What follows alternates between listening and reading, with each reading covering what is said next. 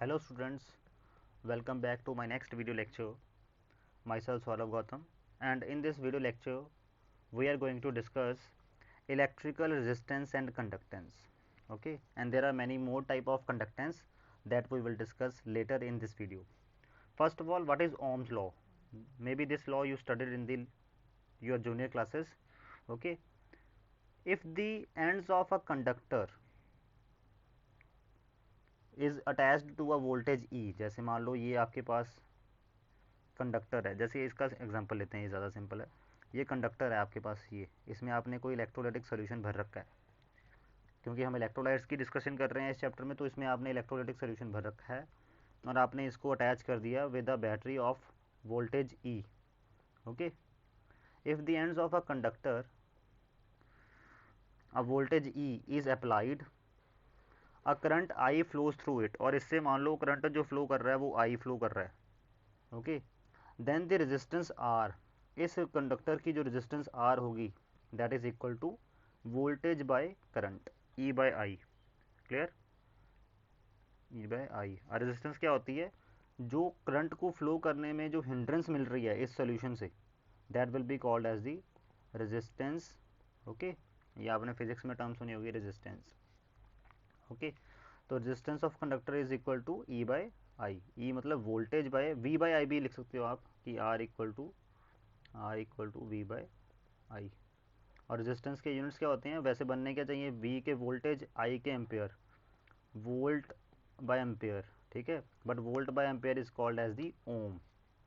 Resistance of unit, sorry, units of resistance are ohm, और ohm को ऐसे symbol से भी डेजिग्नेट किया जाता है, like this is called as the ओम।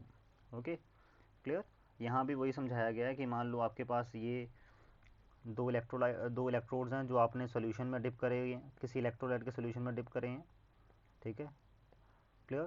तो जो इन दोनों प्लेट्स के बीच में सॉल्यूशन आ रहा है वो इतना ही है ना, ये वाला इस रीजन में, जो इस बॉक्स के अंदर बन रहा है। क्लियर? जो इस पूरे बॉक्स के अंदर बन रहा है, लाइक दिस, ये वाले। ठीक, तो जब आपने वोल्टेज ई वाली बैटरी लगाई है तो उससे करंट आई फ्लो कर रहा है। ठीक, ये जो प्लेट्स हैं ये वाली, इनका एरिया ऑफ क्रॉस सेक्शन क्या है? ए, और इन दोनों के बीच में सेपरेशन क्या मानी है? डी। Okay, clear? डी मान लो, सॉरी इसको आप डी नहीं, आप इसको एल मान के चलो, स्मॉल एल से डेजिग्नेट करते हैं। या ये वाला अरेंजमेंट कंसिडर कर लो। ठीक है, कि आपने एक सिलेंड्रिकल सेल लिया हुआ है, उस सिलेंड्रिकल सेल के अंदर इलेक्ट्रोलाइटिक सोल्यूशन भर दिया है। क्लियर? उस सिलेंड्रिकल सेल का जो आपके पास ये जो हैं आपके पास दो एंड, उनका एरिया ऑफ क्रॉस सेक्शन क्या है? ए, और जो लेंथ है वो कितनी है? Small L. ओके, और जब आप वोल्टेज ई अप्लाई कर रहे हो इन दोनों के ऊपर तो करंट आई फ्लो कर रहा है। Okay, clear? तो रेजिस्टेंस जो होगी, जो ये सोल्यूशन ऑफर करेगा on the current flowing through it, कितनी होगी वो? वी बाय आई या E by I. Okay, clear? और जो reciprocal of electrical resistance, resistance का जो रेसिप्रोकल होता है उसको क्या बोलते हैं? Conductance. Okay, and conductance is represented by capital G. Okay, G को हम क्या बोल सकते हैं? 1/r, रेजिस्टेंस का उल्टा, रिवर्ट, इनवर्स। ओके, और जी के यूनिट्स क्या होंगे? रेजिस्टेंस के यूनिट क्या थे? ओम, तो जी के यूनिट्स क्या होंगे? Ohm inverse. ठीक है, और ओम इनवर्स को महो भी बोलते हैं, और ओम इनवर्स के लिए ही एक और नेम रखा गया, सीमंस या सीमन। ओके, तो आप सीमन भी बोल सकते हो, designated by capital S. Ohm inverse, mho, siemens, या ये वाला सिंबल ओम डाल के इनवर्स। ये तीनों, ये चारों क्या हैं? These are the units of G, and G, what is G? Electrical conductance. Okay, अब नेक्स्ट बारी आती है स्पेसिफिक कंडक्टेंस। नेम से इंडिकेट हो रहा है कंडक्ट, पिछले जो हम पीछे हमने जो पढ़ा वो क्या है? Conductance, and this is specific conductance. इसको क्या बोलते हैं? कंडक्टिविटी भी बोलते हैं। ठीक, बट कंडक्टिविटी पहले पढ़ने से पहले हमें रेजिस्टिविटी के बारे में जानना पड़ेगा। रेजिस्टिविटी, ओके, रेजिस्टिविटी क्या क्या होती है?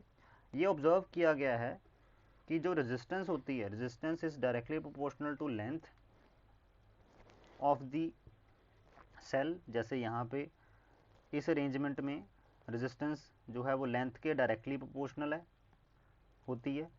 मतलब जितनी लंबा ये सेल बनाओगे आप, क्लियर, उतनी ही ज़्यादा रेजिस्टेंस बढ़ती जाएगी। और it is also observe that resistance is inversely proportional to area of cross section. जितना ये क्रॉस सेक्शन वाला एरिया ये वाला, और यहाँ अगर इस सेल की बात करें तो ये वाला, जितना ये एरिया ऑफ क्रॉस सेक्शन ज़्यादा बड़ा होगा उतनी ही ज़्यादा रेजिस्टेंस कम होती जाएगी, इनवर्सली प्रोपोर्शनल होती है रेजिस्टेंस। तो it is observe that resistance of a cell is directly proportional to length of the cell, या जो वो वाला अरेंजमेंट जिसमें आपने इलेक्ट्रोलाइट डाला है उसकी लेंथ क्या है, and inversely proportional to the area of cross section. Okay, और जब आप इन दोनों को कंबाइन करते हो और डायरेक्टली प्रोपोर्शनलिटी हटाते हो तो आपके पास एक कांस्टेंट लगता है रो, एंड दिस रो, इसका नाम है रो, ठीक है ऐसे, clear. And this rho is called as the specific resistance, और यू कैन से रेजिस्टिविटी। ये किसके ऊपर डिपेंड करती है, ये डिपेंड करती है टाइप ऑफ इलेक्ट्रोलाइट कौन सा लिया है आपने। ओके, और दूसरा फैक्टर जो जिसके ऊपर ये डिपेंड करती है वो है टेम्परेचर, कि कौन से टेम्परेचर पे आप एक्सपेरिमेंट करवा रहे हो। Rho called as the specific resistance और रेजिस्टिविटी। ओके, और रो को डिफाइन करने के लिए हम कैसे डिफाइन करेंगे, जब length of conductor equal to 1 और ए कंडक्टर नहीं sorry length of cell equal to 1 centimetre हो जाए और एरिया ऑफ क्रॉस सेक्शन भी आपके पास 1 सेंटीमीटर स्क्वायर हो जाए, then at that time rho will be equal to R, area और लेंथ तो 1 1 है। Okay, rho will be equal to R, या you can say R will be equal to rho. तो यहाँ से रो की definition which is resistivity, resistivity की definition बन सकती है, resistivity is defined as the resistance of a conductor, ऐसा कंडक्टर, ऐसे कंडक्टर की रेजिस्टेंस जिसकी लेंथ जो है वो 1 सेंटीमीटर ली गई है और area of cross section 1 centimetre square लिया गया है। Okay, clear. तो आपके पास रेजिस्टिविटी के यूनिट्स क्या बन जाएंगे, जैसे अभी हमने पता लगाया कि rho is equal to R L by A है, सॉरी रो इक्वल टू, ये नहीं, rho equal to R A by L है, तो आर के units ohm. Okay, clear. Area के सेंटीमीटर स्क्वायर, लेंथ के सेंटीमीटर, तो सेंटीमीटर से 1 सेंटीमीटर कट गया, ohm into centimetre, these are the units of resistivity. Okay, तो what are the units of resistivity, ohm into centimetre, और you can say ohm into metre. अगर आपने length of conductor metre में measure करी है और area of cross section भी metre में मेजर करा है तो आपका आंसर ओम इंटू मीटर में आ जाएगा। ओके, ऐसा ही में ओम इंटू मीटर में मेजर करते हैं, but commonly Om into centimetre, क्योंकि मीटर बहुत बड़ा हो जाता है, ठीक है, मीटर स्क्वायर मतलब वो बहुत बड़ा एरिया होगा। Okay, clear. अब चलते हैं कंडक्टिविटी के ऊपर। Conductivity is also called as the specific conductance. Okay, specific conductance, अब इसको क्या, ये क्या होता है, it is reciprocal of resistivity, ये रो का उल्टा है, जैसे कंडक्टेंस रेजिस्टेंस का उल्टा थी ना, तो जो कंडक्टिविटी है that is inverse of resistivity. Okay, और रेजिस्टिविटी की वैल्यू क्या भरी थी हमने, रेजिस्टिविटी की वैल्यू क्या आई थी, आर ए बाई एल। जब ये वैल्यू यहाँ पे पुट करोगे तो आपके पास रिलेशन बन जाएगा conductivity is equal to L by R into A, और 1 by R is equal to conductance G, तो आपके पास एक ये रिलेशन बन गया, K equal to conductance into L by A. Okay, और एल बाई ए को कलेक्टिवली क्या बोला जाता है, सेल कांस्टेंट। सेल कांस्टेंट का मतलब, क्योंकि ये डिपेंड किसके ऊपर करता है, सेल की लेंथ कितनी है और एरिया ऑफ क्रॉस सेक्शन कितना है, so that's why it is called as the cell constant.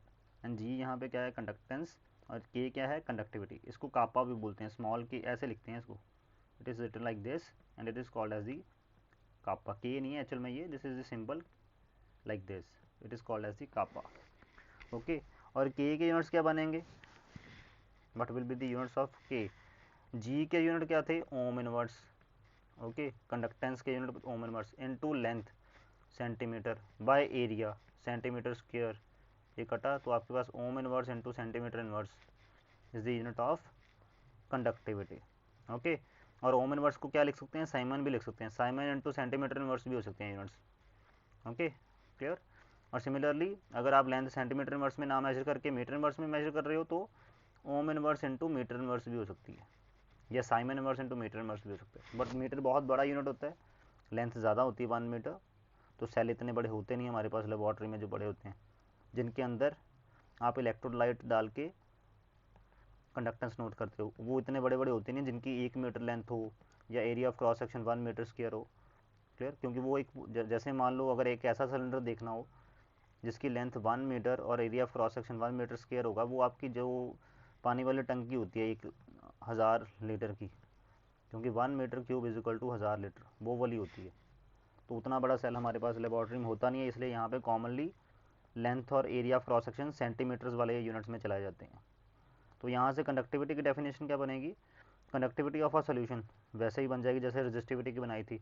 जब लेंथ 1 सेंटीमीटर हो जाएगी और area of cross section 1 centimetre square हो जाएगा, तो conductivity will be equal to the conductance. Conductivity of a solution is defined as the conductance of अ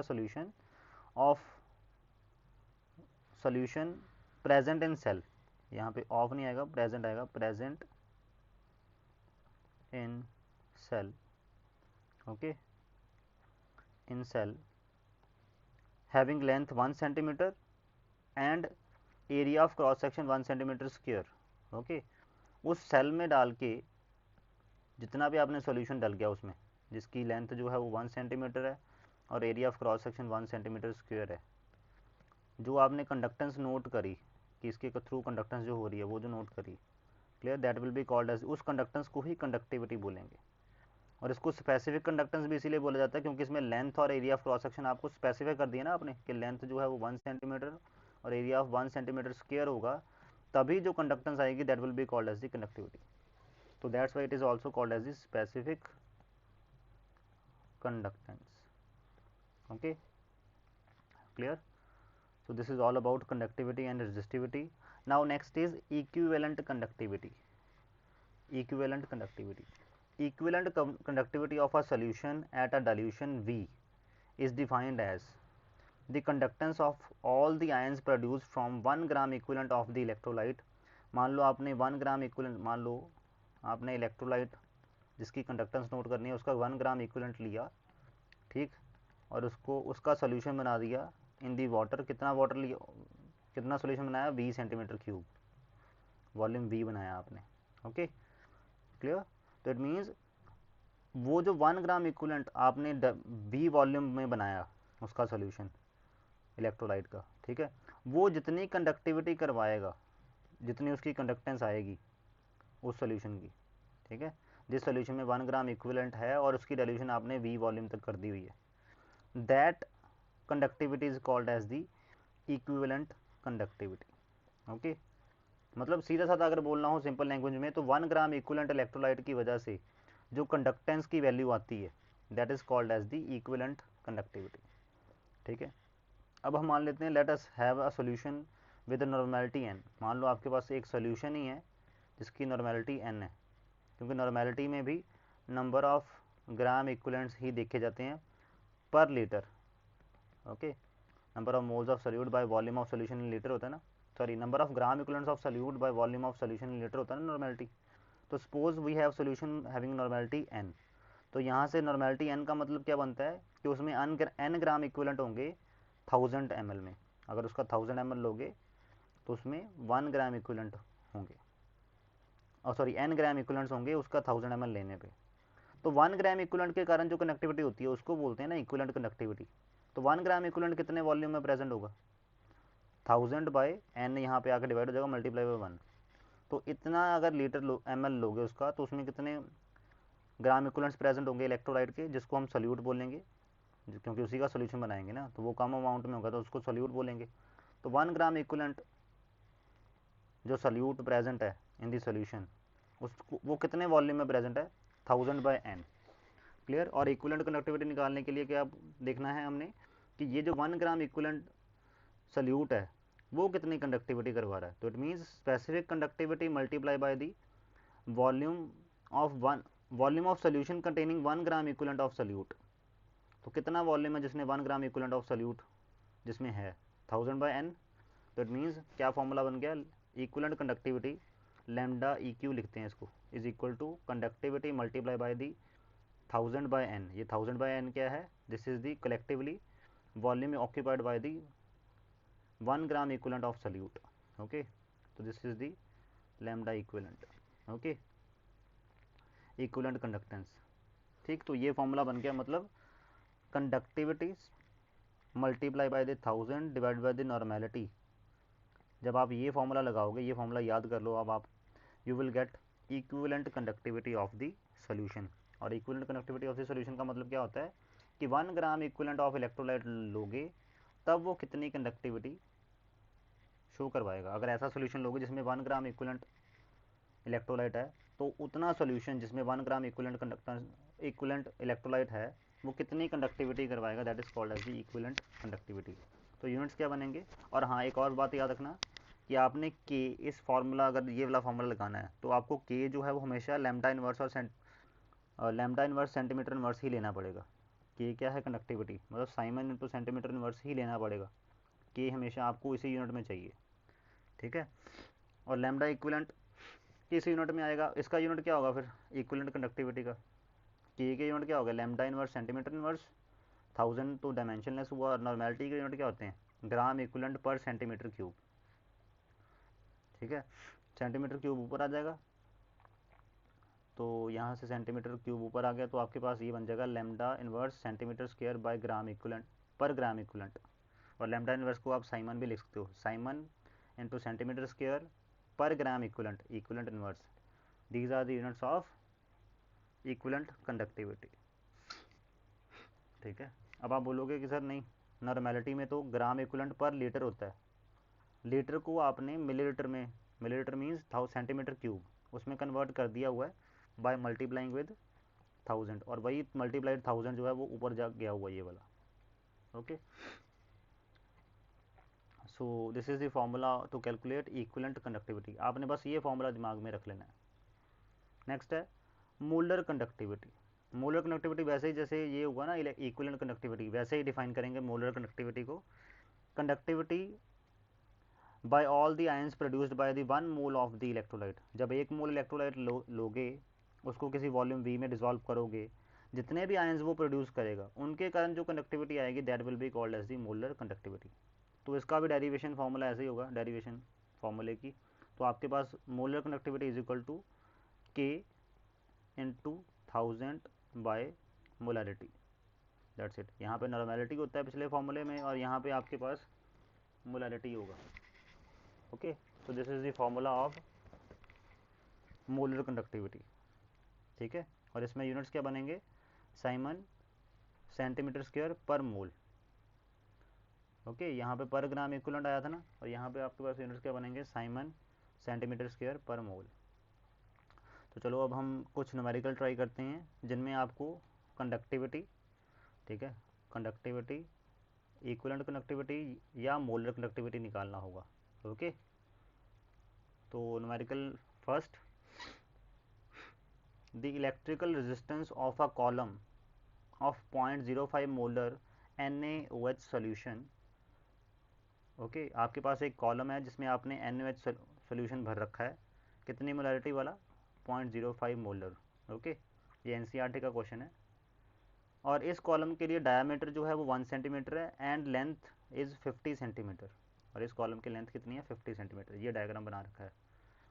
और जो electrical resistance आ रही है इस कॉलम की, okay, that comes out to be 5.55 into 10⁻³ ohm. तो you have to calculate resistivity rho, conductivity kappa small k and molar conductivity lambda m, ये आपने निकालना है।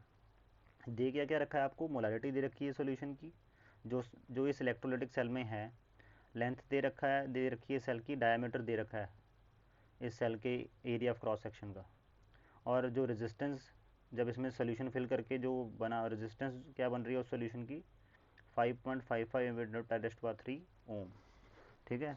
और आपको पता है जैसे अगर आपने कंडक्टिविटी, सबसे पहले रेजिस्टिविटी निकालनी है। रेजिस्टिविटी के लिए फॉर्मूला क्या होता है, are L by A by L, ठीक है। तो आपको एरिया ऑफ क्रॉस सेक्शन चाहिए, ये क्रॉस सेक्शन का एरिया चाहिए, इसका डायमीटर दे रखा है, तो कोई बात नहीं, वहाँ से निकल जाएगा। एरिया ऑफ क्रॉस सेक्शन क्या आएगा, पाई आर स्क्वायर। सिलेंडर में ये क्या होता है, सर्कल होता है ना सिलेंडर में, ये वाले दोनों एंड सिलेंड्रिकल होते हैं ना, सॉरी सर्कुलर होते हैं ना सिलेंडर में। तो एरिया ऑफ क्रॉस सेक्शन क्या होगा आपके पास उस सिलेंडर का, पाई आर स्क्वायर। पाई की वैल्यू 22/7, और आर की वैल्यू, आर क्या होता है, रेडियस। आपको डायमीटर दे रखा था इसका कॉलम का, तो रेडियस कितना है 0.5 सेंटीमीटर, तो पाई आर स्क्वायर मतलब 22/7 इंटू 0.5 स्क्वायर। ठीक, तो आपके पास क्या वैल्यू आ जाएगी एरिया क्रॉस सेक्शन की, ये वैल्यू आ गई आपके पास सेंटीमीटर स्क्वायर्स में 0.785 सेंटीमीटर स्क्वायर। तो अब रजिस्टिविटी, सबसे पहला काम आपने रजिस्टिविटी निकालनी थी ना। रजिस्टिविटी के लिए फॉर्मूला लगा दोगे R rho equal to R A by L. आपने आर की वैल्यू, रेजिस्टेंस की वैल्यू पुट करी, एरिया ऑफ क्रॉस सेक्शन की वैल्यू पुट करी, और लेंथ ऑफ सिलेंडर कितनी है 50 सेंटीमीटर, वो वैल्यू पुट करी। तो आपके पास रो का आंसर क्या आ गया 87.135 ओम इंटू सेंटीमीटर। यूनिट ओम इंटू सेंटीमीटर बनेंगे ना, क्लियर, क्योंकि रेजिस्टेंस के यूनिट ओम, एरिया के सेंटीमीटर स्क्वायर, लेंथ सेंटीमीटर में, तो ये कट गया ohm into centimetre. This is the unit of resistivity, और रेजिस्टिविटी की वैल्यू कितनी आ गई 87.13 ओम into centimetre. Means 0.05 molar NaOH का जो सोल्यूशन होता है उसकी रेजिस्टिविटी कितनी होती है, इतनी। ठीक है, क्लियर, ये फिक्स होगी कि 0.05 मोलर NaOH जब भी बनाओगे, चाहे कम बनाओ सोल्यूशन चाहे ज़्यादा बनाओ, बस 0.05 मोलर सोल्यूशन बनाओ, कंसनट्रेशन उसकी 0.05 मोलर रखो, तो उस टाइम उसकी रेजिस्टिविटी 87.135 ओम इंटू सेंटीमीटर आती है। ओके, नेक्स्ट अब कंडक्टिविटी और मोलर कंडक्टिविटी फाइंड करेंगे। रेजिस्टिविटी आ गया है तो कंडक्टिविटी निकालना कोई मुश्किल बात तो है नहीं। Conductivity is inverse of resistivity. Resistivity की वैल्यू क्या है वो पुट कर दी, आपके पास कंडक्टिविटी की वैल्यू क्या आ गई, this ohm inverse centimetre inverse में आ गई। ओम इनवर्स को आपने सीमन लिख दिया। ओके, और मोलर कंडक्टिविटी के लिए formula K into 1000 by molarity, अभी पढ़ा हमने, क्लियर। तो आपने वैल्यूज पुट कर दी, यू गेट मोलर कंडक्टिविटी की वैल्यू आपके पास ये आ गई, और यूनिट्स आपको अकॉर्डिंगली आ जाएंगे। ठीक है, वो आपको कैलकुलेट करने आ गए हैं अब, गॉट इट। तो ये तो आपने निकाल ली कंडक्टिविटी, मोलर कंडक्टिविटी, और रेजिस्टिविटी आप पहले निकाल चुके हो। ओके, जो आपको बोला गया था क्वेश्चन में। सो चलो एक और न्यूमेरिकल ट्राई करते हैं। Okay, now second numerical, the conductivity of a solution containing 1 gram of anhydrous barium chloride anhydrous लिया 1 ग्राम, ठीक है, और उसको डिजॉल्व कर दिया 200 सेंटीमीटर क्यूब ऑफ वाटर में, has been found to be 0.0058। यहाँ पे थोड़ा क्लियर नहीं होगा शायद, दिस इज, ये वैल्यू क्या लिखी हुई है 0.0058 साइमन पर सेंटीमीटर, मतलब चलो पहले ये स्टेटमेंट पूरी पढ़ लेते हैं। The conductivity of a solution containing 1 gram of anhydrous barium chloride in 200 centimeter cube of water has been found to be 0.0058 Simon per centimeter. What are the molar conductivities and equivalent conductivity of the solution? आपको conductivity solution की दे रखी है जिसमें 1 gram of anhydrous barium chloride है इन 200 centimetre cube of water, और उसकी value ये है। आपको मोलर कंडक्टिविटी और इक्विवेलेंट कंडक्टिविटी निकालनी है। तो फर्स्ट ऑफ ऑल आपको पता है मोलर कंडक्टिविटी और इक्विवेलेंट कंडक्टिविटी निकालने के लिए आपको चाहिए क्या होता है, मोलर कंडक्टिविटी निकालने के लिए आपको चाहिए मोलैरिटी ऑफ द सॉल्यूशन, और इक्विवेलेंट के लिए चाहिए नॉर्मेलिटी, क्योंकि इनके फार्मूलाज की यही डिमांड है। ठीक है, मोलर कंडक्टिविटी का फार्मूला क्या था, lambda m is equal to के इंटू 1000 बाय मोलैरिटी ना। तो के तो आपको दे रखा है, के की वैल्यू तो गिवन है, बस आप मोलैरिटी चाहिए। और मोलैरिटी, अब इस सॉल्यूशन की सॉल्यूशन कैसे बना है, 1 ग्राम एनहाइड्रस बेरियम क्लोराइड लिया है इन 200 सेंटीमीटर क्यूब ऑफ वाटर, तो इसकी मोलैरिटी निकाल लें। Molar mass of barium chloride कितना है, ये आ गया। Number of moles of barium chloride कितने होंगे 1 ग्राम में, क्योंकि 1 ग्राम बेरियम क्लोराइड लिया है। ठीक है, तो 1 ग्राम बेरियम क्लोराइड में नंबर ऑफ मोल्स कैसे आएंगे, given mass by molar mass, तो आपके पास number of moles of barium chloride आ गए। ठीक, कितने वाटर में डिजॉल्व किया है इतना बेरियम क्लोराइड, या बोल लो इतने moles of barium chloride, 200 centimetre cube of water, मतलब 200 सेंटीमीटर क्यूब मतलब 200 ml, और 200 ml means 0.2 litre. Okay, clear. और हमने क्योंकि 1 ग्राम बेरियम क्लोराइड डाला है 200 सेंटीमीटर क्यूब ऑफ वाटर में, तो ये सोल्यूशन डाइल्यूट बना है। तो आपके पास मोलैरिटी का फॉर्मूला क्या होता है, number of moles of solute bye volume of solution in litre. तो वॉल्यूम ऑफ सोल्यूशन जो वाटर का वॉल्यूम है, जो सॉल्वेंट का वॉल्यूम है, उसी को वॉल्यूम ऑफ सोल्यूशन ले लेंगे। ठीक है, मतलब 0.2 लीटर। और number of moles of solute कितने हैं 0.0048, यहाँ पे पॉइंट नहीं दिख रहा होगा आपको, 0.0048 ओके मोल्स। ठीक है। तो ये वैल्यू जब आपने पुट करी मोलैरिटी की वैल्यू क्या आ गई 0.0048 डिवाइडेड बाई 0.2। तो जब ये आपने सॉल्व करोगे this comes out to be 0.024 molar. तो this is the molarity of the solution. ये जो आपने सॉल्यूशन बनाया 1 gram of anhydrous barium chloride को डिजोल्व किया 200 सेंटीमीटर क्यूब ऑफ वाटर में, उस सॉल्यूशन की मोलैरिटी कितनी है वो निकाल ली आपने। ठीक है, बस अब मोलर कंडक्टेंस निकाल लो। मोलर कंडक्टेंस के लिए फॉर्मूला क्या होता है, conductivity into 1000 by molarity. Molarity की वैल्यू आपके पास ऑलरेडी आई चुकी है, कंडक्टिविटी की वैल्यू आपको क्वेश्चन में मेंशन है ये वाली, ठीक है, या ये वाली अगर वो नहीं दिख रही, ये वैल्यू मेंशन है, तो आपके पास मोलर कंडक्टिविटी की वैल्यू आ गई दिस। ओके, अब आपने सेकंड स्टेप में इक्विवेलेंट कंडक्टिविटी निकालनी है। इक्विवेलेंट कंडक्टिविटी निकालने के लिए आपको क्या चाहिए, नॉर्मेलिटी, क्योंकि आपके पास फॉर्मूला क्या होता है, equivalent conductivity is equal to के इंटू 1000 बाय नॉर्मेलिटी। ओके, ये फॉर्मूला होता है। तो के की वैल्यू, कंडक्टिविटी की तो वैल्यू दी हुई है आपके पास, ठीक। और नॉर्मेलिटी निकालने के लिए आपके पास फॉर्मूला क्या होता है, मोलैरिटी और नॉर्मेलिटी के लिए रिलेशन होता है ना, ठीक है। ये हमने सॉल्यूशंस में पढ़ा हुआ है, अगर नहीं याद तो सॉल्यूशंस की वो कंसंट्रेशन टर्म्स वाली वीडियोस देख लो, ठीक है, अलग से प्लेलिस्ट बनी हुई है। तो normality is equal to molarity into valency factor, ये होता है नॉर्मेलिटी और मोलैरिटी के बीच में रिलेशन, ठीक है। तो मोलैरिटी आपके पास सोल्यूशन की कितनी है, वो आपके पास 0.0240 है। और वैलेंसी फैक्टर बेरियम क्लोराइड के लिए क्या होगा, बेरियम क्लोराइड एक सॉल्ट है और इस सॉल्ट में Ba+2 आयन है और 2 Cl नेगेटिव आयन है, क्लियर। तो total charge present on the cation कितना होता है 2, या ऐसे बोल लो total charge present on the anion कितना है -1 -1 -2। आपने सिर्फ मैग्नीट्यूड लेना है 2, तो वैलेंसी फैक्टर क्या होगा 2, क्योंकि वैलेंसी फैक्टर सॉल्ट के लिए क्या होता है कि कितना कैटायन के ऊपर टोटल पॉजिटिव चार्ज है उसका मैग्नीट्यूड 2 है ना, या कितना एनायन के ऊपर नेगेटिव चार्ज होता है उसका टोटल, सिर्फ मैग्नीट्यूड वो भी 2 ही है। तो मतलब बेरियम क्लोराइड के लिए वैलेंसी फैक्टर है 2, वो आपने वैल्यू पुट कर दी। मोलैरिटी इंटू वैलेंसी फैक्टर, इसको सॉल्व किया तो आपके पास नॉर्मेलिटी का आंसर क्या आ गया 0.0480 ग्राम इक्विवेलेंट पर litre. This is the normality of the solution. मतलब ये जो आपने सोल्यूशन बनाया है 1 ग्राम एनहाइड्रस बेरियम क्लोराइड को 200 सेंटीमीटर क्यूब ऑफ वाटर में डिजोल्व करके, उसकी मोलैरिटी, अगर उसकी कंसनट्रेशन आपने मोलैरिटी में बतानी है तो वो 0.024 मोलर बोली जाएगी। अगर नॉर्मेलिटी के टर्म में बतानी है तो वो 0.048 नॉर्मल बोला जाएगा सोल्यूशन। बता आप उसी सोल्यूशन की कंसनट्रेशन रहे हो, बट यूनिट आप पहले मोलैरिटी अडेप्ट कर रहे थे, अब आप नॉर्मेलिटी को अडेप्ट कर रहे हो टू एक्सप्रेस दी कंसनट्रेशन, ठीक है। और इक्विवेलेंट कंडक्टेंस निकालने, इक्विवेलेंट कंडक्टेंस या कंडक्टिविटी निकालने के लिए फॉर्मूला आपके पास ये है कि आपको पता है सोल्यूशन में मेंशन है, नॉर्मेलिटी अब आपने निकाल ली है, you have to put values. तो आपके पास इक्विवेलेंट कंडक्टिविटी की वैल्यू आ जाएगी 120.83 siemens per centimetre square per equivalent, और you can say per gram equivalent. Okay, इसको आप अगर ऐसे भी लिख सकते हो, Simon centimetre square per gram equivalent, ऐसे भी लिख सकते हो। ओके, ये वाले यूनिट्स।